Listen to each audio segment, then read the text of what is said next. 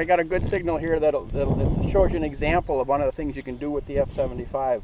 I heard this first, and generally that's what I do is I listen for the audio. This sounds good until you zero in on the target and listen in. You'll begin to hear a little choppiness at the start and the end of the audio. It's not a real smooth beep, and so you'll occasionally get an iron grunt. So this is one of those borderline targets that sounds good, sometimes looks good on the screen, although you'll see the numbers jumping around, but it's almost always iron, and I'll show you a trick at the end. So my first inclination was, wow, that sounds good. Mostly up in the 60s, 70s, 80s, but then every once in a while, you hear that. That's a good indication that it's iron. Now here's a little secret about the F75.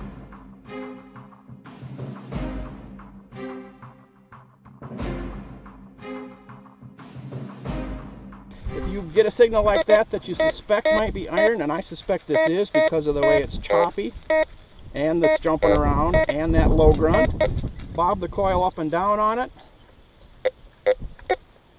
If you only get the grunt or nothing, it's probably iron. So let's dig this one and see what it is.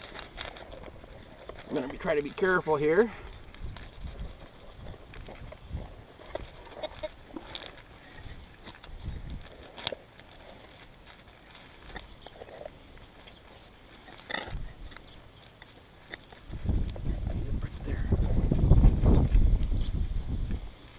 Yep.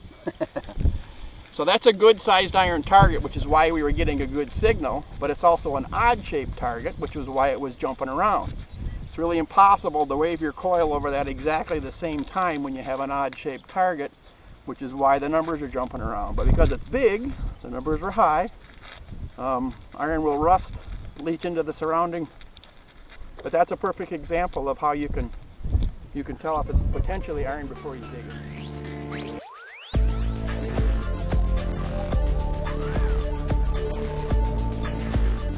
It might be iron, and I suspect this is because of the way it's choppy and it's jumping around and that low grunt. Bob the coil up and down on it. If you only get the grunt or nothing, it's probably iron.